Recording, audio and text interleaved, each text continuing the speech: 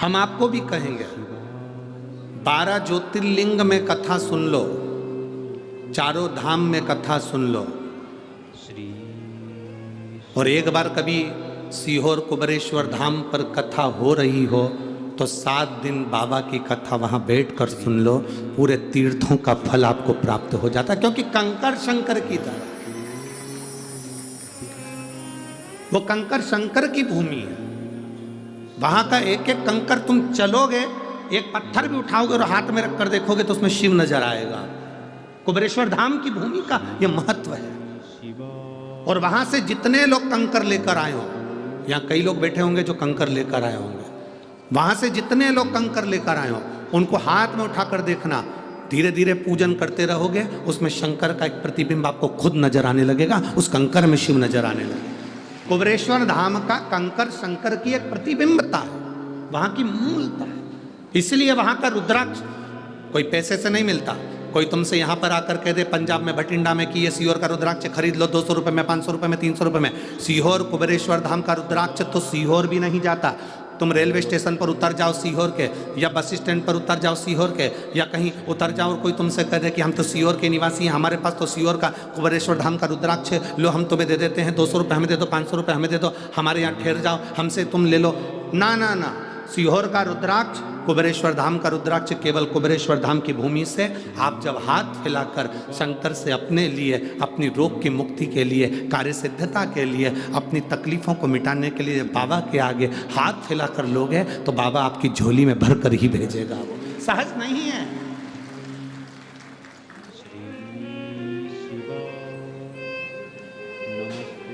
जितने रुद्राक्ष उत्सव में रुद्राक्ष सिद्ध करे जाते हैं, उनकी पूजन करी जाती है, वही रुद्राक्ष आपको साल भर में बांट दिए जाते हैं। वही रुद्राक्ष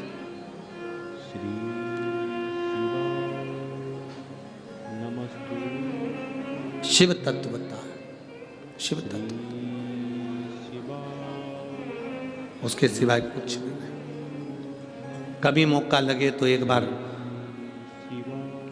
उस कुबेरेश्वर धाम की धरा पर कंकर शंकर की भूमि पर बैठकर शंकर का श्री शिवाय नमस्तुभ्यम जपिए, दिल से जपो, कहो, बैठकर उसके सामने एक बार कर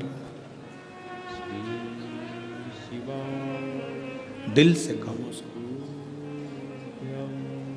और जितने रुद्राक्ष कुबेरेश्वर धाम पर पिछले रुद्राक्ष उत्सव के थे वो भी अब धीरे धीरे विराम की ओर जा रहे हैं। तो शायद 15 फरवरी तक कुबेरेश्वर धाम पर रुद्राक्ष का वितरण होगा। 15 फरवरी से रुद्राक्ष वितरण बंद होकर फिर मई के महीने से वापस जब रुद्राक्ष उत्सव हो जाएगा और रुद्राक्ष वापिस बाबा का अभिषेक होकर पूर्ण हो जाएंगे, तब फिर 15 मई से फिर वापिस बांटना प्रारंभ करेंगे। 15 फरवरी से रुद्राक्ष बांटना बंद हो जाएगा। 15 फरवरी 2024 से कुबेरेश्वर धाम पर रुद्राक्ष नहीं मिलेगा, क्योंकि 7 मार्च से 13 मार्च तक रुद्राक्ष उत्सव है जिसमें रुद्राक्ष सिद्ध करे जाते हैं।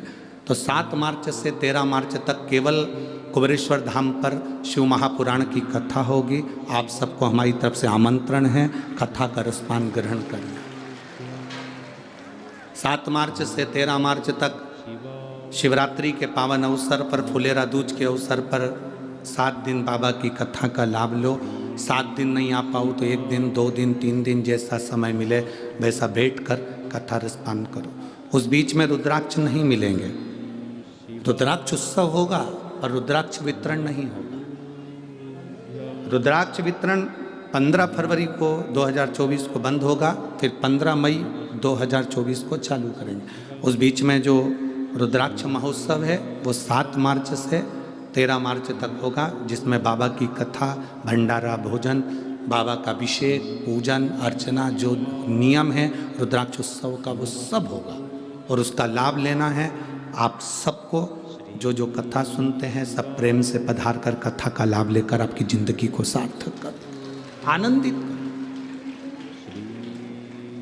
और तेरा ही दिया मैंने खाया पिया है, तेरा शुक्रिया है, तेरा शुक्रिया है। मुझे भोले बाबा ने बहुत दे दिया है, तेरा शुक्रिया है, तेरा शुक्रिया। शिव तत्व को धारण करें। जब हम भगवान शंकर के आनंदित तत्व को धारण करते हैं तो शिव हमारे साथ चलता है।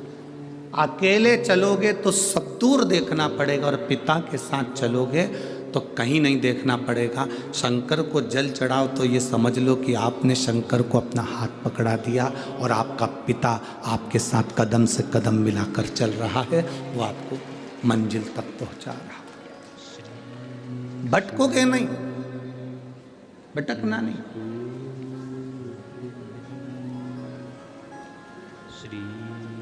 वो माँ लिख रही है कि मेरे बेटे के लिए परिवार वालों ने कह दिया था पैसा खर्च मत करो, ये तो बॉडी है केवल, ले चलो अभी इसको।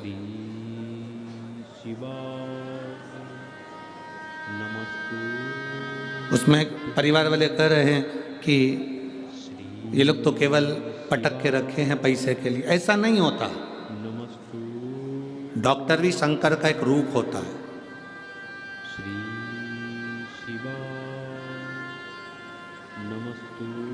आप जितना भरोसा भगवान पर करते हो उतना भरोसा डॉक्टर पर भी करना चाहिए। शिव का एक रूप है डॉक्टर, शंकर का एक स्वरूप है डॉक्टर। डॉक्टर अपना काम करेगा और तुम्हारा चढ़ाया गया एक लोटा जल अपना काम करेगा। आप अपनी भक्ति में इतने लीन हो, इतनी भक्ति करो कि मेरा महादेव तुम्हारे साथ कदम से कदम मिलाकर काल अधिपति महाकाल राजा आपके पास में हो और आपके दुख का हरण कर। कुंदकेश्वर महादेव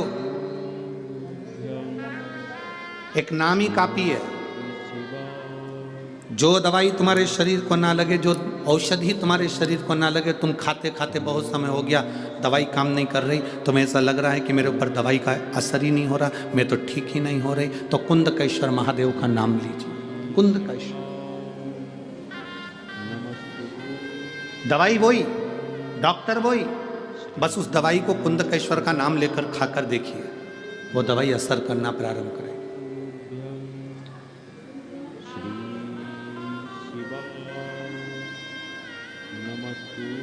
हम तो यहां तक कहेंगे, कभी प्रैक्टिकल कर कर देखना। बहुत तेज फीवर है, बहुत तेज बुखार है, शिव जी पे चढ़ा हुआ जल, एक वस्त्र गीला करा हुआ, कुंदकेश्वर महादेव के नाम से उस गीले वस्त्र को, जिसके शरीर में बहुत फीवर है, उसके शरीर पर उस कपड़े को एक बार अच्छे से कुंदकेश्वर महादेव का नाम लेकर फेर दीजिए। आधा घंटा या 1 घंटा लगेगा, मेरा कुंदकेश्वर महादेव फीवर को उतार ही देगा। प्रैक्टिकल कर कर देखना कि सियोर वाला महाराज झूठ तो नहीं बोल रहा। प्रयास करते रहना चाहिए, प्रैक्टिकल करते रहना चाहिए।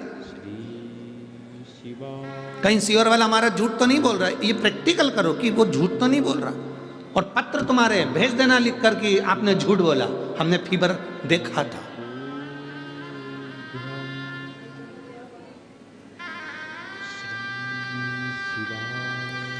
एक पत्र है, छोटा सा है पर पत्र बड़ा अच्छा है। मैं सुनीता जायसवाल, सरोज जायसवाल, फिरोजपुर कैंट, कहीं बैठी हैं पंजाब, कहीं बैठी हो आप ही हैं, हाथ हिला देगा। श्री शिवाय नमस्तुभ्यं। सुनीता जायसवाल, सरोज जायसवाल, फिरोजपुर कैंट, पंजाब। मेरा मोबाइल नंबर ये है। गुरुदेव, मेरे पति को अटैक पड़ा, हम उनको हॉस्पिटल ले गए। हॉस्पिटल में एक अटैक आया, तुरंत थोड़ी देर बाद दूसरा आ गया, हालत खराब हो गई, उनको वेंटिलेटर पर डाला गया।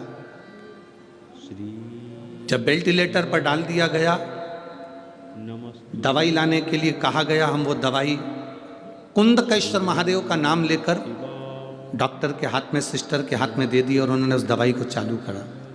गुरुदेव, हार्ट मात्र 25% काम कर रहा था। डॉक्टर के हिसाब से हम ना तो उनको पानी पिला सकते थे शिव जी का चढ़ा हुआ, ना हमको बेलपत्र दे सकते थे। अब घबरा गए कि वेंटिलेटर पे दें क्या। सीवर वाला महाराज तो कहता है कि शंकर पे चढ़ा हुआ पानी लोग पीते हैं तो रोग मुक्त होता है, बेलपत्र खाते हैं तो रोग मुक्ति होती है। अब ये वेंटिलेटर पे ना हॉस्पिटल में डॉक्टर जाने दे रहा है और ना हम कुछ दे सकते हैं, करें क्या। जो दवाई डॉक्टर ने लाने को कही थी उसी दवाई को कुंदकेश्वर महादेव का नाम लेकर हमने दिया। डॉक्टर ने उनको वेंटिलेटर पर पटक कर रखा था और जैसे ही पहला डोज दिया, बाबा की कृपा, इतने समय से दवाई चल रही थी, वो दवाई असर नहीं करी और जो दवाई हमने कुंदकेश्वर का नाम लेकर दी उससे हार्ट जो 25% काम कर रहा था वो 45% पर आ गया। ये शिव तत्व है, हमने खुद आजमाया है गुरुदेव। फिर हमने उनका जब हार्ट 45% काम करने लगा तब उनके कंधे में भी थोड़ा थोड़ा तकलीफ हुई। शिव जी का चढ़ा हुआ जल हम उनको देने लगे, वेंटिलेटर से उतारा गया और बाबा की कृपा से वो ठीक हुए। हम बाबा को यहाँ प्रणाम करने के लिए आए हैं। ये शिव तत्व है। बैठिए, हर हर महादेव, बैठिए। ये शिव भक्ति। उसमें लिखा, इतनी देर से डॉक्टर दवाइयां दे रहे थे, वो दवाइयां लॉक नहीं कर रही थी। याद आया कि पानी नहीं पिला सकते, बेलपत्र नहीं दे सकते, तो कुंदकेश्वर महादेव का नाम लेकर दवाई देना प्रारंभ कर दिया। कुंदकेश्वर शिव तत्व है उसमें।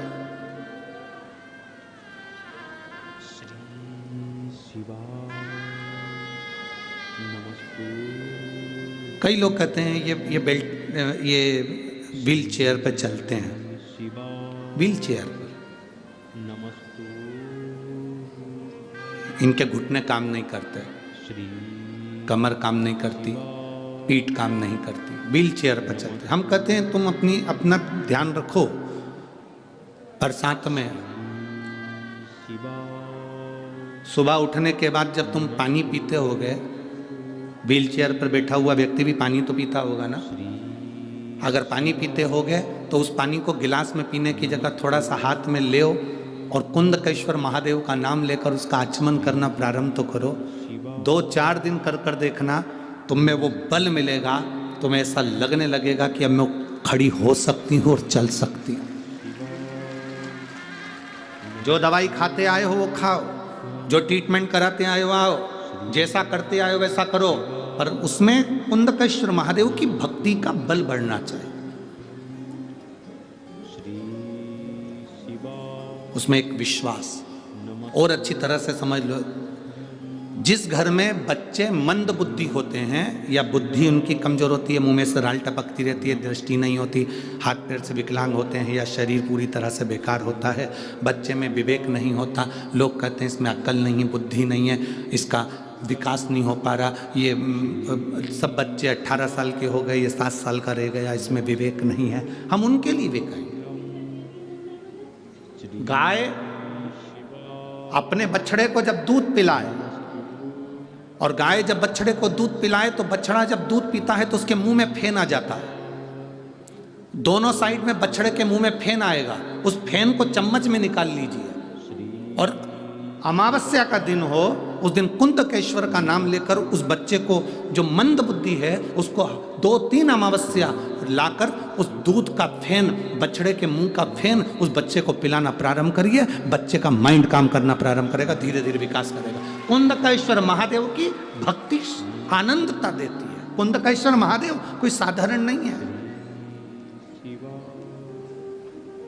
माता पार्वती जी बैठी थी, बिदल उत्पल आ गए। ये वो असुर हैं बिदल उत्पल जो माता पार्वती जी की सुंदरता को देखकर आकर्षित हो गए थे। माता पार्वती जी की सुंदरता देखकर आकर्षित हो गए।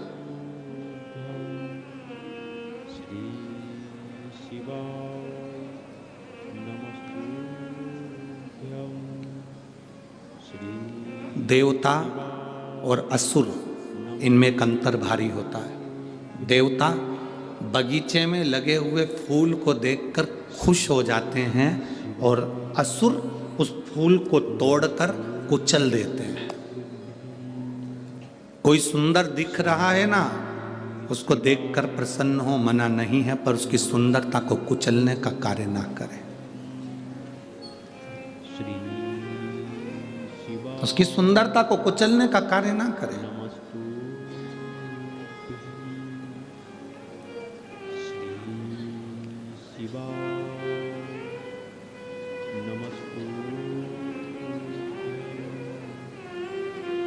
शिव महापुराण की कथा कहती है, वेदल उत्पल ने जब माता पार्वती जी की सुंदरता देखी, दुनिया में ऐसा कौन है जिसने माता पार्वती की सुंदरता नहीं देखी। आज भी लोग नवरात्रे में देवी जी को बिठाते हैं, उस देवी जी की मिट्टी की मूर्ति का जब दर्शन करते हैं तो लोगों को लगता है ऐसे देवी हमसे बात कर रही है। केवल मिट्टी की मूर्ति।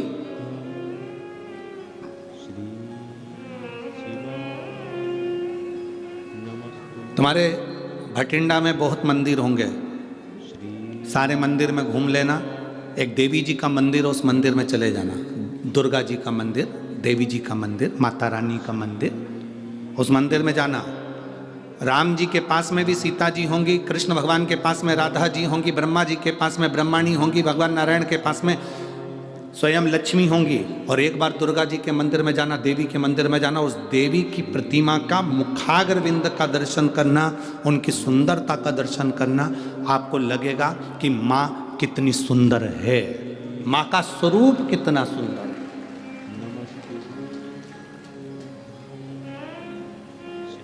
33 कोटि देवी देवता भी माता पार्वती जी की सुंदरता का गुणगान गाते थे।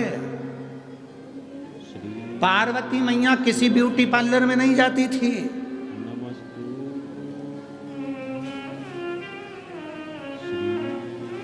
कोई सोने का आभूषण नहीं पहनती थी। उनके पिता हिमालय राज ने उनको सोने के आभूषण दिए थे, दहेज में बहुत कुछ दिया था, पर नहीं पहनती थी। दहेज तो इतना दिया था, हिमालय राज ने इतना दहेज दिया था, इतना दहेज दिया था, इतना दहेज दिया था कि माता पार्वती जी के 7 बार अवतार हो जाएं तो इतना दहेज हिमालय राज ने माता पार्वती जी को दिया था कन्यादान में।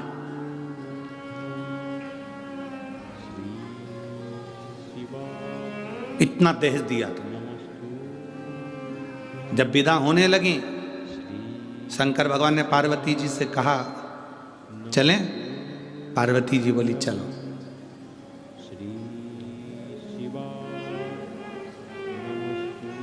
पार्वती जी हाथ जोड़कर बोली, बाबा भोलेनाथ जी से, मेरे पिता ने इतना दहेज दिया है, हाथी घोड़ा पालकी और ढेर सारा अंबारी सोना चांदी हीरा पन्ना आभूषण रतन माणिक मोती सब, अंबर पीतांबर लहंगा चोली सब दिया।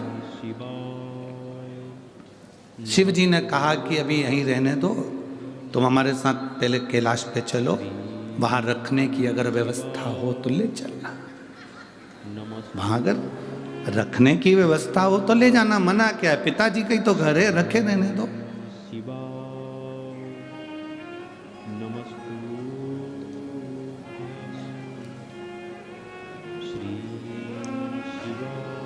आप सबकी शादी हुई होगी, मेरी जीजियों, मेरे जीजा उन तुम्हें ब्याहने के लिए आए होंगे।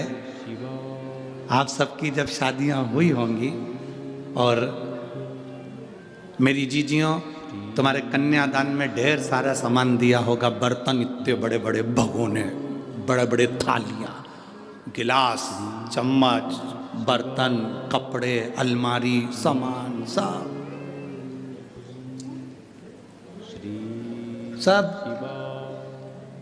तुम शादी कर कर आई तो अपने साथ लेके आई थी सारा बर्तन? जम के तो बोलो। नहीं, गाड़ी पे चढ़ा दिया गया था, लोडिंग में भर दिया गया था, तुम्हारे घर पहुंचा दिया गया था।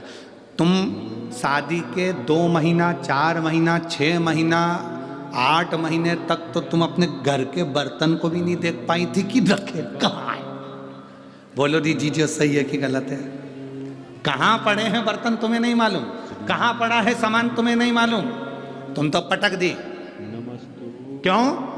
क्योंकि मैं पति के घर में जब आई, मैंने देखा पूरे घर में बर्तन जमे हुए हैं, फर्नीचर बना हुआ है, गाड़ी कपड़ा सब रखा है।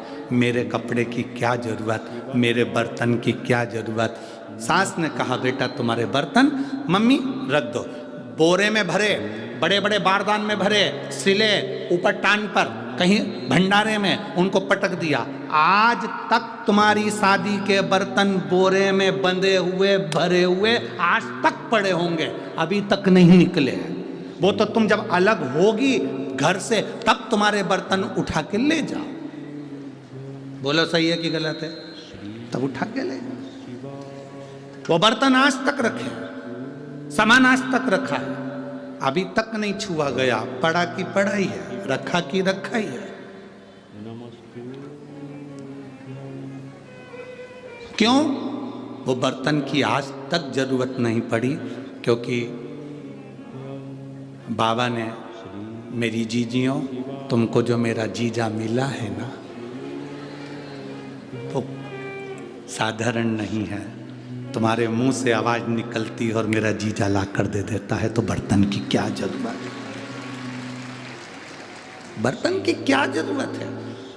भगवान शिव ने कहा पार्वती तुम चलो पहले कैलाश पर व्यवस्था देख लो, अगर तुमको लगता है कि तुम्हारे पिता के घर के सामान की तुम्हें जरूरत है तो तुम देख लेना। जैसी पार्वती जी कैलाश पर गई तो उन्होंने पूछा घर कहाँ है? Bedroom, kitchen, hall. Shiv ji बोले वो तो तुम देख लो, इतनी सारी गुफा हैं, किसी में भी घुस जाओ। ये सब कमरे ही तो है, बेडरूम ही है। क्या पार्वती जी एक गुफा में प्रवेश करी, उस गुफा से निकलने में पार्वती जी को लगभग 2 साल लग गए थे। एक में घुसी थी।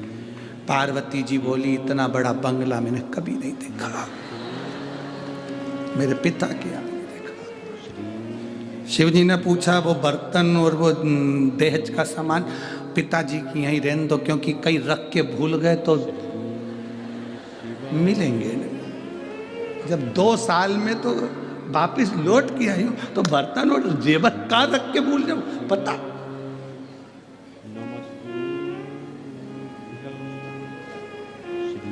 कभी कभी तो ऐसा, एक बार हैदराबाद में कथा करने गए, और हैदराबाद कथा करने गए तो अभी तक हमारी तो इतनी हैबिट में नहीं था कि भैया बिना बाल्टी और डब्बे के नहाए।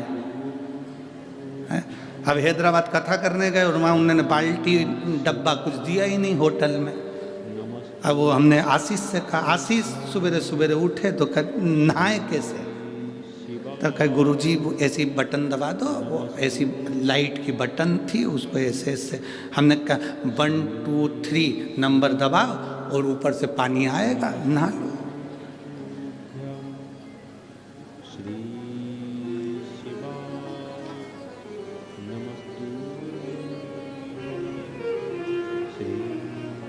पर दिल को सुकून नहीं मिला। नहा जरूर ली, नहाए जरूर और सुकून नहीं। और सुकून भगवान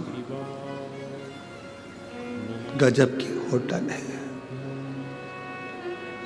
अब हमने कहा आशीष साबुन, अब उनने ऐसे दीवार में 2 डब्बे रख रखे थे, उसमें कुछ भरा हुआ था, ऐसे दबाओ दिख रहा है, बहुत पुता।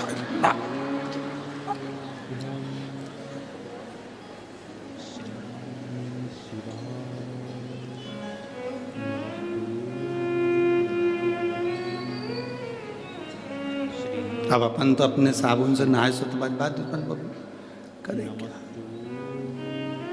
अब नीचे जैसे कथा में जा रहे थे तो वो होटल का मालिक मिल गया, वो अग्रवाल जी। कहने गुरुजी कैसी लगी होटल? हमने कहा बहुत जोरदार है, बहुत जोरदार, पर एक ही चीज की कमी, इसमें डब्बा और बाल्टी नहीं है।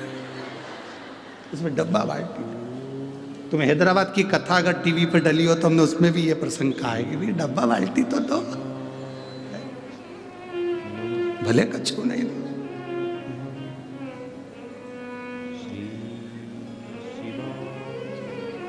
हम जब मेहता जी के आए, इतना बड़ा बंगला उनका देखा तो हमने आशीष से का डब्बा बाल्टी देखी,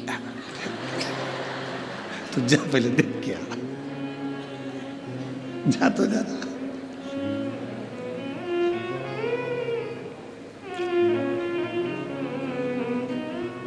पर आनंद है वो, पंजाब पंजाब है, बठिंडा बठिंडा है वो, आनंद है। आज तो हमारे मेहता जी के बेटे का जन्मदिन भी है, क्या नाम है उसका, पदम का। कहाँ है बेटा पदम? आओ इधर आओ, पधारो आओ। आज इनका हैप्पी बर्थडे टू यू है, जोरदार ताली बजाकर स्वागत करिए पदम जी का। एक माला दे भाई।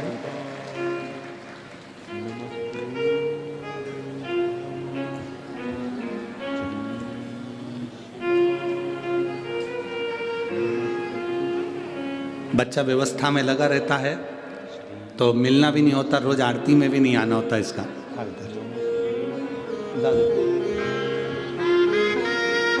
एक बार जन्मदिन की बधाई इस बालक को, जोरदार ताली बजाकर।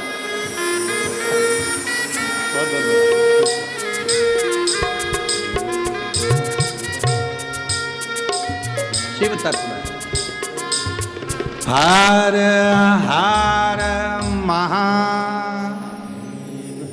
शिव तत्व की प्राप्ति के लिए बहुत, इतना दहेज क्या करेंगे, इतनी पूंजी क्या करेंगे। बहुत ध्यान देना शिव महापुराण की कथा को कि पति कमाऊ है, तुम्हारा सम्मान करने वाला है, तो तुम्हें अपने पिता के घर की ना तो बर्तन की जरूरत पड़ेगी, ना तुम्हें दौलत की जरूरत पड़ेगी। तुम्हारा पति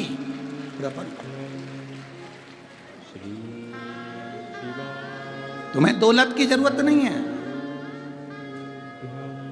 और मेरी जीजियों, आज फिर निवेदन करूंगा, अपने अंदर ये बात बिठा कर रखना, मायके से हमको आस लगा कर नहीं बैठना कि मेरा भाई मुझे कुछ देगा, मेरा पिता मुझे कुछ देगा। आस लगाना तो परमात्मा से लगाना या अपने पति परमेश्वर से लगाना कि इनके साथ में हूँ तो मेरी जिंदगी ठीक है। वो है सब। सास कुछ देगी, आस मत लगाइए। सास के पास जितना रखा है वो किसी को भी दे दे, अपने को कोई आस नहीं लगाना। ससुर के पास जितना रखा है वो किसी को भी दे दे, अपन को आस नहीं लगाना। अपने शंकर के प्रति, परमात्मा के प्रति एक आस लगाकर बैठना, विश्वास लेकर बैठना कि मेरा शिव है। पार्वती जी जिस गुफा में प्रवेश करी थी उसमें से निकलने में 2 साल लग गए थे पार्वती जी को। उन्होंने कहा अगर सामान रख दूंगी तो भूल जाऊंगी, नहीं चाहिए मेरे को। शंकर जी ने कहा फिर वो दहेज का सामान, उसका क्या करेंगे? पार्वती जी ने कहा उस दहेज के सामान की जरूरत नहीं, क्योंकि मेरा पति जब एक चोर को कुबेर बना सकता है तो मेरा पति मेरे लिए महल भी बना सकता है। मेरा पति मेरे लिए महल भी बना सकता है। तो पार्वती जी कभी अपने पति से ये नहीं कहा कि मुझे सोने का महल बना कर देना, अटारी बना कर देना। वो तो एक बार लक्ष्मी जी ने कह दिया था कि मेरे लिए सोने का महल बना कर दो। तो लक्ष्मी जी का महल देखा, पार्वती को उन्होंने कुछ अपशब्द कह दिए थे। पार्वती, मेरे पति और तेरे पति में अंतर है। मेरा पति एक चुटकी में मैं बोलती हूँ और मेरे लिए बैकुंठ बना देता है, लक्ष्मी जी ने कहा। और पार्वती, तेरे पति तो शमशान में रहते हैं, कैलाश पर रहते हैं, तेरा पति कभी तेरे लिए कोई महल नहीं बना सकता। जित पे अड़ गई थी माता पार्वती जी भगवान शंकर से, एक बार महल बना दो, एक बार मुझे महल बना कर दे दो। शिव जी ने कहा ये महल का तू क्या करेगी? तू इतनी विद्वान होने के बाद महल की बात करती, इतनी विद्वान और फिर महल की बात करे। माताओं की आदत होती है, दिवाली पे किसी के यहाँ मिलने जाती हैं, गुजिया, पपड़ी, चकली कम खाती हैं, पर्दे की डिजाइन ज्यादा देख के आती हैं। आदत है इनकी।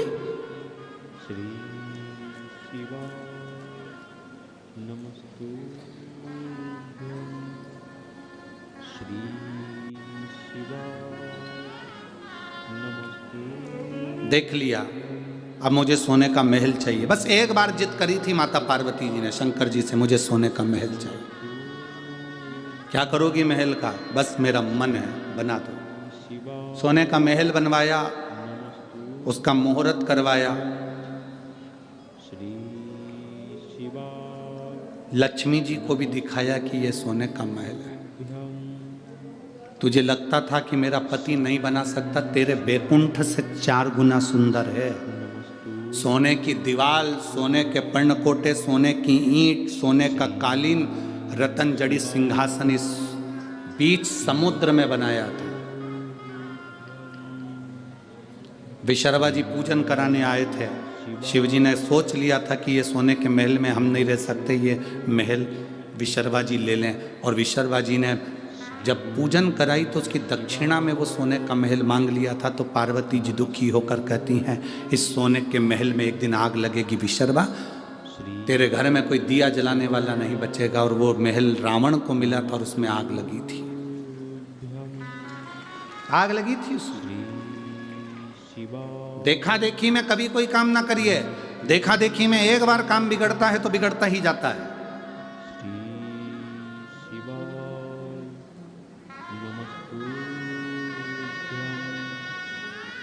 एक बार राम जी महाराज जब लंका से वापिस आ गए, सिंहासन पर बैठ गए, ससुर जी आए जनक जी। जनक जी ने अपने राम जी से कहा, मेरा बेटे, मेरे जमाई लंका पर विजय प्राप्त कर कर आए हैं। मेरे जमाई लंका को जीत कर आए। मेरा मन है कि जनकपुरी में इनका भोजन भंडारा किया जाए, इनके लिए लंगर किया जाए, भोजन कराया जाए। ठीक है। जनक जी ने हाथ जोड़कर कहा भगवान राम जी से, आप लंका जीत कर आए हैं, मेरा मन है आप जनकपुरी में भोजन करने आए तो लक्ष्मण जी, भरत जी, शत्रुघ्न जी, उर्मिला, मांडवी, श्रुतकीर्ति, सीता सबको ले आए। मेरी बेटियां आ जाएंगी भोजन करने के लिए, मेरे चारों दामाद आ जाएंगे। आज वहीं पर हनुमान जी बैठे हुए थे। हनुमान जी ने देखा कि जनक जी ने सबको भोजन करने बुलाया पर मुझे नहीं बुलाया। हनुमान जी जनक जी के पास में पहुंचकर ऐसे ऐसे हिलने लगे।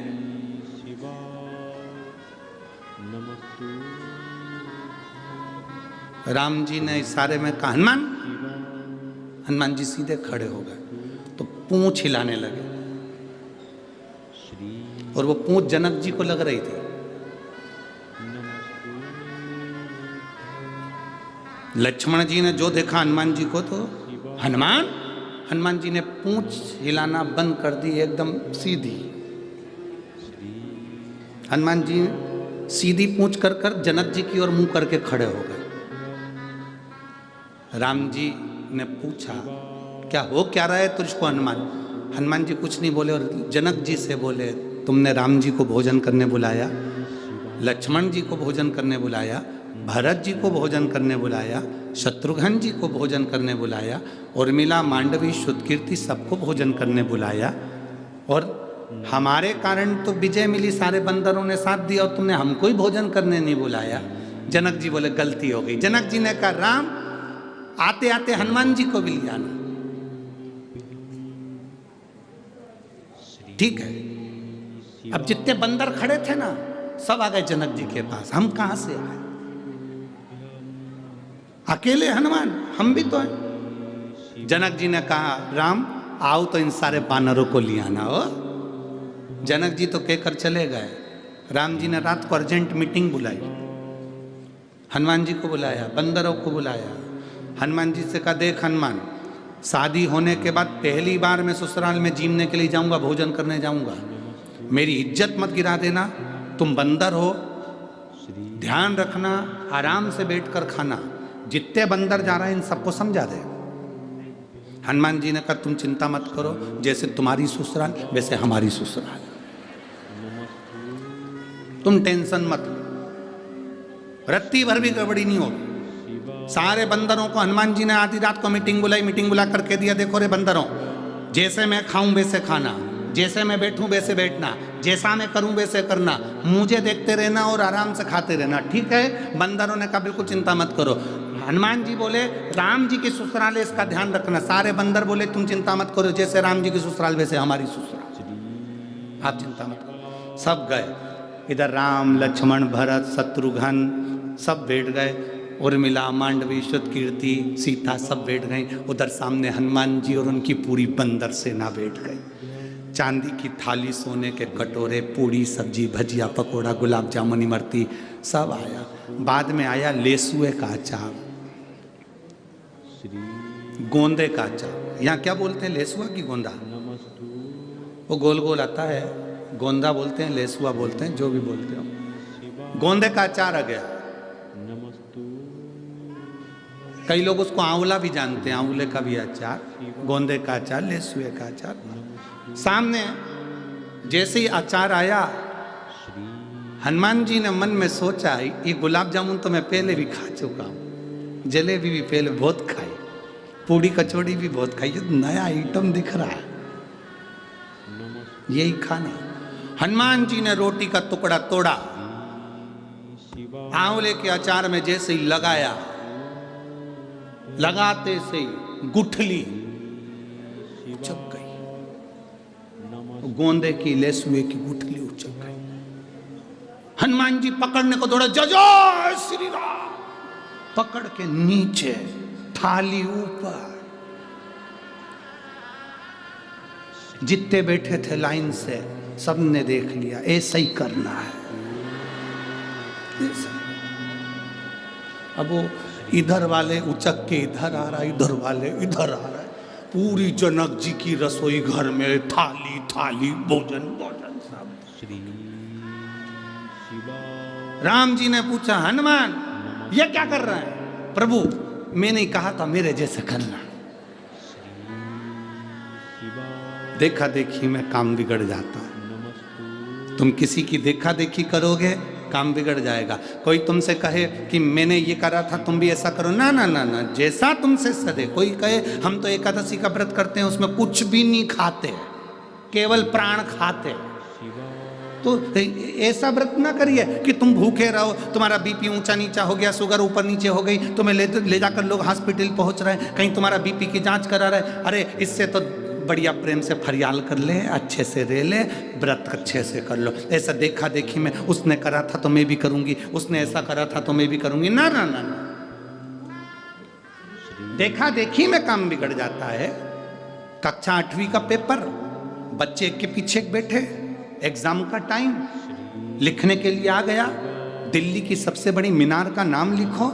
आगे वाले ने लिख दिया दिल्ली में कुतुब मीनार है, पीछे वाले ने आगे वाले का देखकर लिख दिया दिल्ली में कुतिया बीमार है। के साथ परमात्मा के मंदिर जाइए, एक विश्वास के साथ भगवान के दरवाजे पर जाइए। सती मैया ने भरोसा नहीं करा भगवान शंकर के वचन पर, दिल्ली में कुतुब मीनार है, पर देखने के चक्कर में उसने लिख दिया दिल्ली में कुतिया बीमार है। गड़बड़ हो गया ना, देखा देखी में गड़बड़ हुआ है।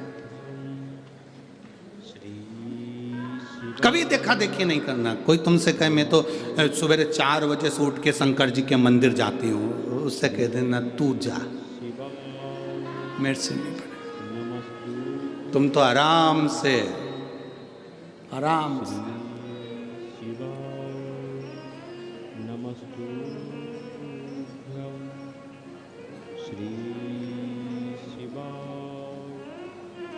तुम्हारा मन पड़े, सुबह उठो, आराम से, किसी को दिखाने की जरूरत नहीं कि मैं 4 बजे जाऊं कि 5 बजे जाऊं। तुम्हारा जब दिल कर दे, उठे, लोटा भरा जल का, पहुंच गए शंकर जी के मंदिर में। लोटा उठाते नहीं बने तो एक झोला रख लो, पानी की बोतल उसमें रख लो, लोटा रख लो, बास्केट उठाई, पहुंच गए। और वहाँ जाके लोटे में मंदिर में प्रवेश करने से पहले, मंदिर के अंदर नहीं, मंदिर के अंदर नहीं, मंदिर के बाहर बोतल में से पानी लोटे में लो, फिर अंदर जाओ।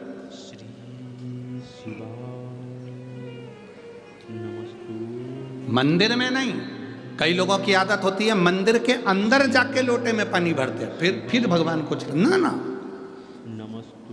आप में से कितने लोग हैं जिनके घर में मेहमान आते हैं,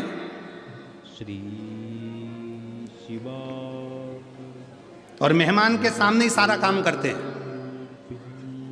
शास्त्र कहता है तुम्हारे घर में मेहमान आए उसके पहले तुम पूरे घर को सजा कर रख लो। मेहमान आए उससे पहले तुम्हें जो खिलाना है मेहमान को उसकी तैयारी करके रख लो। बोलो सही है कि गलत है? जो मेहमान को खिलाना है तैयारी रखो, बिस्कुट खिलाना है, पानी पिलाना है, समोसा खिलाना है, कचौड़ी खिलाना है, उसका मसाला सब तैयार करके रख लो। इसके बाद मेहमान आए तुम अंदर बनाओ और लेकर आओ।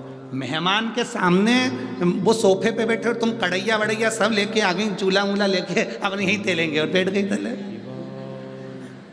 मेहमान भी कहेंगे जी जी अरे वो भटिंडा वाली रेन तू तो हमें नहीं खाना। और उल्टा तो मेहमान को भी दे दिया, लो बेलो समोसे का पूड़ी। मेहमान कह रहे इससे तो हमारे घर में अच्छे थे। का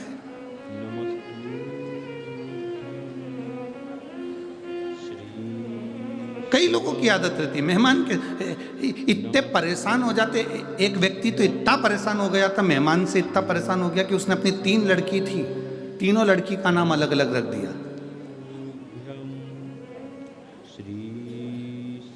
नहीं 2 लड़की थी, 2 लड़की का नाम अलग अलग रख दिया। एक का नाम रख दिया टूटी, एक का नाम रख दिया बासी। जैसे इनके मेहमान आए इन्होंने आते सी आवाज लगाई, बेटा टूटी कुर्सी ला। मेहमान बोले रहने दो मैं तो नीचे बैठ जाऊंगा, मुझे नहीं बैठना। भोजन वोजन करोगे? हाँ अब रात रुकेंगे तो करेंगे, ठीक है। बासी रोटी ला। मेहमान बोले रहने दो हम तो खा के आए, मैं नहीं खा। कौन बासी रोटी खाएगा इसके घर की और टूटी कुर्सी बैठेगा? कौन बैठेगा? हमें नीचे है। मेहमान तो रात को ही चलेगा, घर का काम आता बच्ची करे। फिर भटिंडा वाले ऐसा नाम नहीं रखे होंगे। अब पहचान बनावे तो देखा देखी नहीं करना। कोई तुमसे करा मैं सुबह 4 बजे मंदिर जाती हूँ, कोई तुमसे कि मैं एकादशी का व्रत ऐसे करती हूँ, कोई ने कह दिया तुमसे मैं सोमवार का व्रत ऐसे करती हूँ, मैं तो ऐसा व्रत करती हूँ कि मैं केवल 1 लौंग खाती हूँ। कई लोग नवरात्रे का व्रत करते हैं। अब यहाँ भटिंडा में करते कि नहीं करते पता नहीं। नवरात्रे का व्रत 1 कप चाय पे पूरा व्रत कर लेती हूँ। कोई के मैं नंगे पैर चलती, कोई के कि मैं 1 गिलास दूध पे करूं, कोई के मैं 1 लौंग खा के 9 दिन नवरात्रे के करूं, कोई के मैं ऐसा करूं, कोई के मैं वैसा करूं। आपसे माता रानी से कहना माँ तूने जैसा शरीर दिया है ये शरीर तेरा दिया हुआ है, मेरे से जैसा बनेगा वैसा तू स्वीकार कर लेना जगत जननी और मेरा कल्याण कर देना। बहुत तू जैसा स्वीकार करेगी ना माँ कर लेना। कई लोग कहते हैं तुमसे सदे तो करो।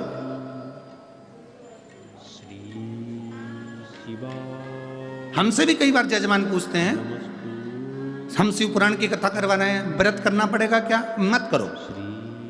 तुमसे बनता है क्या? नहीं बनता तो रोटी खा।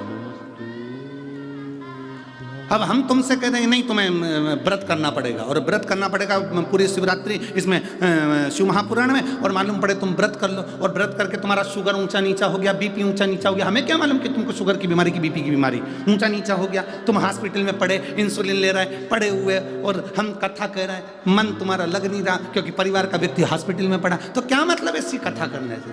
तुम तो खूब चरो और शिव महापुराण की कथा सुनो, खूब चलो। पूरे भटिंडा वालों ने खूब जोरदार व्यवस्था करी है। मूंग की दाल का हलवा बाहर बट रहा, केसर का दूध, बिस्कुट। इतने तो तुम बारात में नहीं गए होगे, इतना जोरदार पूड़ी सब्जी चना भटूरा, कहीं कुछ पूरे भटिंडा वाले आसपास में बांट रहे। शिव पुराण अच्छे से सुनिए और नेस्ली का खूब खाओ और भगवान का गुण गाओ। भूखे रहकर मत। भगवान कभी नहीं कहता कि तुम भूखे रहो, भगवान कहता है बस इतना याद रखना कि अहंकार की भूख, काम की भूख, लोभ की भूख, आसक्ति, तृष्णा, ये सब हटाकर मेरी भक्ति करो। दिखावा नहीं।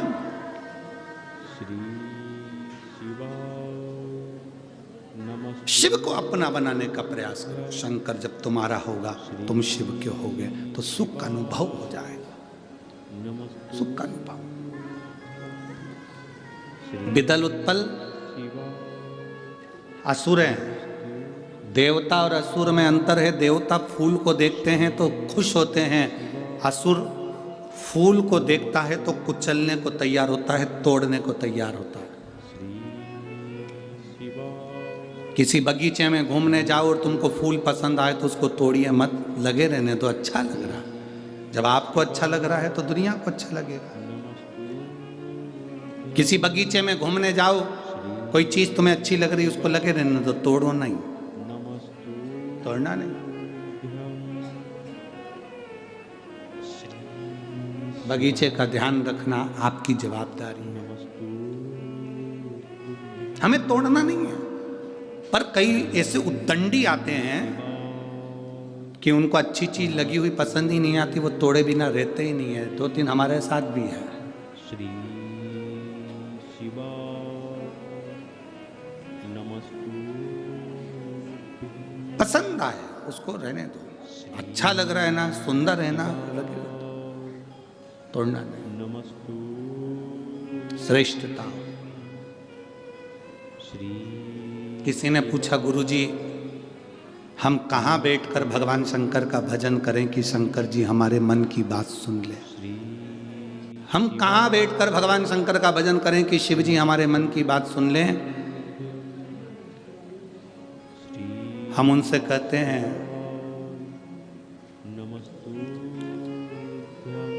वाईफाई कमजोर पड़ सकता है,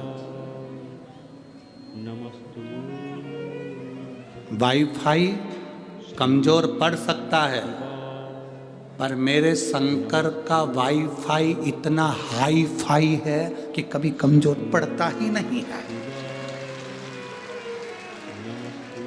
वाईफाई कमजोर पड़ सकता है, पर मेरे महादेव का वाईफाई इतना हाई फाई है कि वो कमजोर नहीं पड़ता। मेरे महादेव का नेटवर्क सब दूर मिलता है। एक पशु भी उसको पुकारता है तो वो दौड़ कर जाता है और उसका नाम पशुपति नाथ हो जाता है। जिसने उसको पुकारा, जिसने उसको पाना चाहा, जिसने उसको बुलाया, वो आ गए, वो आए। विदल उत्पल असुर है, राक्षस है। पार्वती जी की सुंदरता देखी, उस सुंदरता को देखकर उनको पाना चाहा। राक्षस ऐसे ही होते हैं, असुर ऐसे ही होते हैं। सुंदर पुष्प को तोड़ना चाहते हैं, ये असुर हैं, ये राक्षस हैं। देखो सुंदरता है ना, बहुत अच्छी है।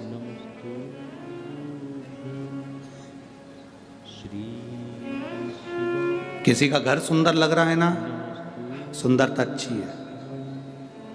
किसी की घड़ी सुंदर लग रही है ना, सुंदरता अच्छी है।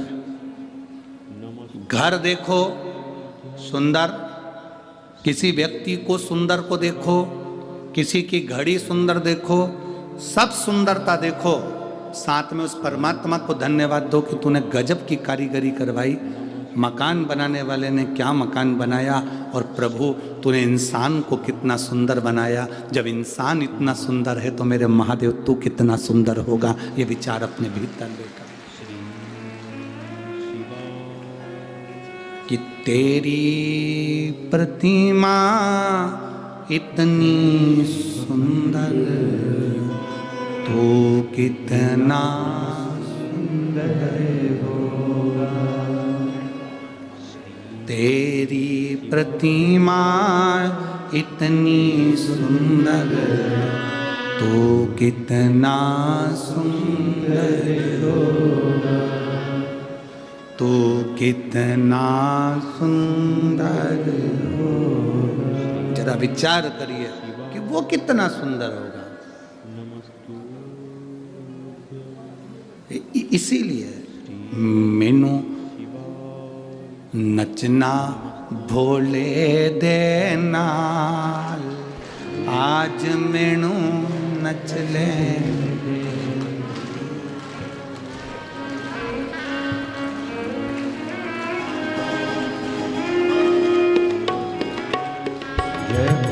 नच लेन दे मैनू, नच लेन दे, नच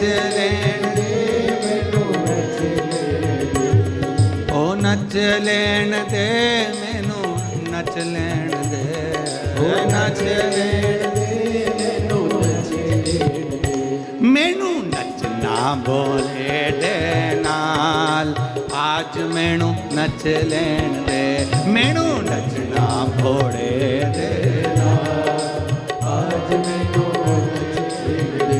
ਮੈਨੂੰ ਨੱਚਣਾ ਭੋਲੇ ਦੇ ਨਾਲ ਅੱਜ ਮੈਨੂੰ ਨੱਚ ਲੈਣ ਦੇ ਮੈਨੂੰ ਨੱਚਣਾ ਭੋਲੇ ਦੇ ਨਾਲ ਅੱਜ ਮੈਨੂੰ ਨੱਚ ਲੈਣ ਦੇ ਉਹ ਨੱਚ ਲੈਣ ਦੇ ਮੈਨੂੰ ਨੱਚ ਲੈਣ ਦੇ ਨੱਚ ਲੈਣ ਦੇ ਮੈਨੂੰ ਨੱਚ ਲੈਣ ਦੇ ਉਹ ਨੱਚ ਲੈਣ ਦੇ ਮੈਨੂੰ ਨੱਚ ਲੈਣ ਦੇ ਨੱਚ ਲੈਣ ਦੇ ਮੈਨੂੰ ਮੈਨੂੰ ਨੱਚਣਾ ਭੋਲੇ ਦੇ ਨਾਲ ਅੱਜ ਮੈਨੂੰ ਨੱਚ ਲੈਣ ਦੇ ਮੈਨੂੰ ਨੱਚਣਾ ਭੋਲੇ ਦੇ ਨਾਲ ਅੱਜ ਮੈਨੂੰ ਨੱਚ ਲੈਣ ਦੇ ਮੈਨੂੰ ਨੱਚਣਾ ਭੋਲੇ ਦੇ ਨਾਲ ਅੱਜ ਮੈਨੂੰ ਨੱਚ ਲੈਣ ਦੇ ਮੈਨੂੰ ਨੱਚਣਾ ਭੋਲੇ ਦੇ ਨਾਲ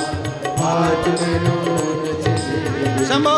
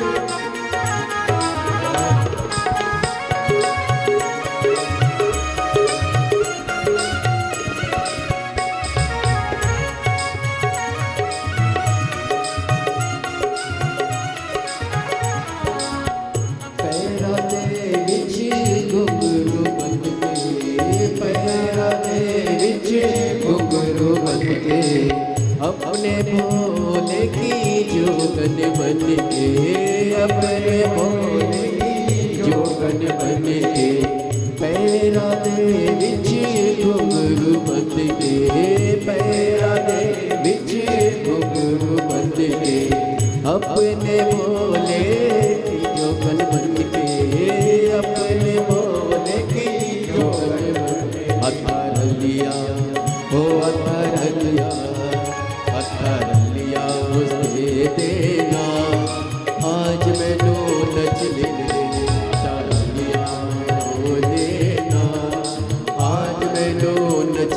दे ओ नच लेण दे मैनू नचण दे ओ नच लेण दे मैनू नच लेण दे ओ नच लेण दे मैनू नच लेण दे ओ नच लेण दे मैनू नच लेण दे मैनू नचना मोरे दे नाल आज मैनू नच लेण दे मैनू नचना मोरे दे आज मैनू नच लेण दे मैनू नचना भोले दे नाल आज मैनू नच लेण दे मैनू नचना भोले दे आज मैनू नच लेण दे